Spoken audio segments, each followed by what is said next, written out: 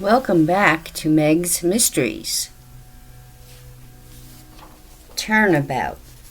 Turnabout, a sudden and complete change or reversal of a policy, opinion of a situation. Example, they did it to me, so I'm going to do it to them. Chapter 1, Leslie.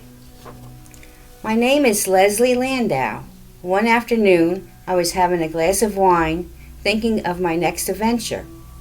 I didn't need any more money, but I was hooked on the excitement, and I was looking for husband number 4. Some might call me a black widow, and it's in my blood now, and I don't want to stop. Maybe I'll get caught, but for now I'm having fun. I was reading the paper, and I saw the article. I couldn't believe it. It was a picture of my half-sister, Claire. She was dead.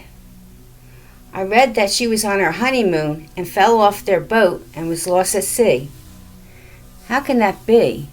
Claire couldn't swim, and she was terrified of the ocean. Why was she on a boat? What would make her go out on a boat? We haven't seen each other for many years. We drifted apart, but we still were sisters and best friends. I had to find out what happened to her. That night, Claire came to me. I didn't know if it was a dream because I was thinking of her, or was it her ghost? She told me just what had happened to her. It was so real, I felt like she was right here with me. But how could that be? Claire fills me in on her murder. It was her honeymoon. She was so happy to start their new life together. She was so surprised that Enrico even married her. He was the most handsome man she ever met. So when he asked her to spend their honeymoon on his boat, she agreed. She was hesitant because she hated the water, and she couldn't swim.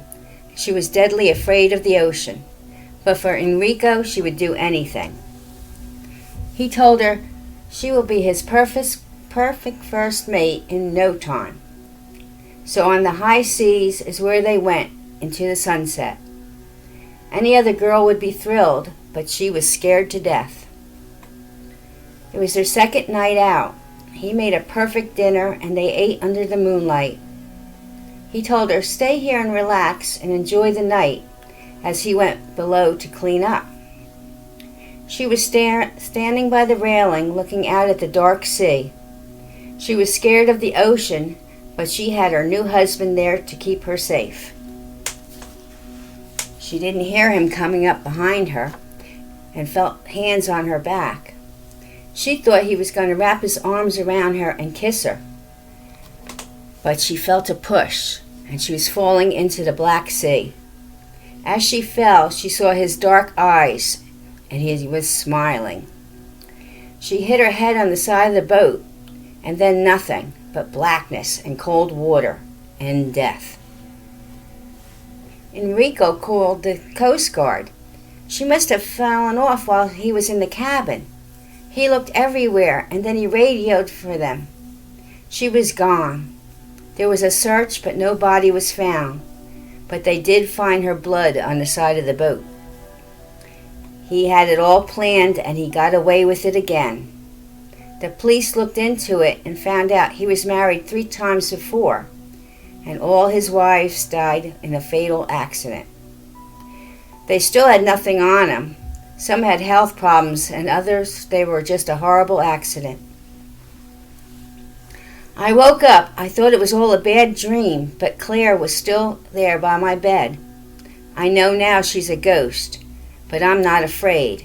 She needs my help, and together we will put him down. There's a name for him, a true Casanova, a lady killer. He charms them, then kills them, then moves on to the next one, for money and thrills. This sounds so familiar because I was just like him.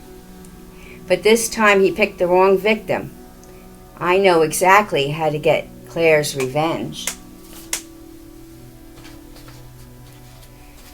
Chapter 2, Home Free. Enrico thinks he's home free, but he doesn't know Claire has been following him around and knows his every move, and she enlisted her big sister's help. She never told him about me. He thought she had no family. I guess she never had the time to tell him, or he didn't ask before he killed her. That fits perfectly in our plan. Let me tell you how I became the Black Widow. My first husband, Alan Adams, we were both so young, but he was rich and owned a big car dealership. I saw the opportunity to better myself. He was always working and he was so boring, so I decided to get rid of my problem. I told everyone I was going on vacation. He never went with me, he was too busy at work. But he always let me go and enjoy myself. He said, "Go have fun." Before I left, I added a special ingredient to his bottle of Jack Daniels. He had a glass every night. I put a lot of sleeping pills in, and he passed out. I left the gas on, knowing he would fall asleep with a lit cigar. He always had one at night with his drink. They all thought he fell asleep, and it was a gas leak. Boom! Problem solved. I was a young, wealthy widow.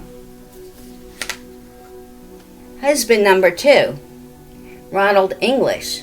He owned high-rise apartments and many business properties. He was old and out of shape, and also had a bad heart. But he had money. Poor health and a heart problem. This one was easy, with a little help from me. I gave him a loving dose of a non-traceable poison. It looked like the poor old guy just had a heart attack. So I counted my money and moved on. This was better than a 9-to-5 job. Husband number 3, Big Tex. His real name was John James, a wealthy Texan who owned a large breed ranch.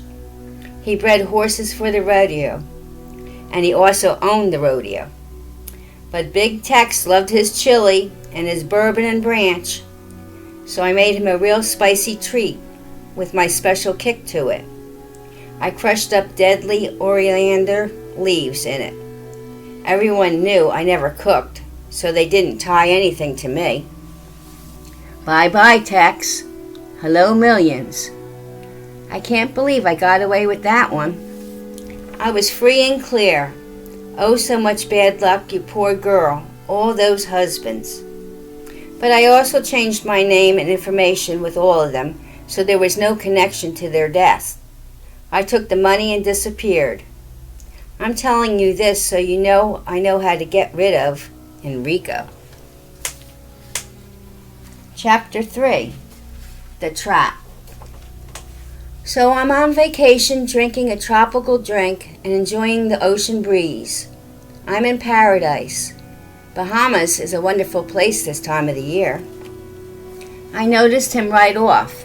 He was at the tiki bar staring at me. You see, Claire and myself did our homework and followed him to paradise. She eavesdropped on one of her hauntings to see what he was up to, and found his plan to find another wife. He had all her money and he wanted more. I smiled and raised my glass, and he walked over and introduced himself. "Hello, my name is Enrico Costa, and you are the most beautiful woman I've ever seen." I laughed. What a line. Does that get you anywhere with the ladies? He said, "I do my best. How did I do?" I told him to buy me a drink and we'll find out. He pulled out all the stops. What a charmer. So slick with his pickup lines. All he saw was a lonely lady with a lot of jewelry on and spending a lot of money.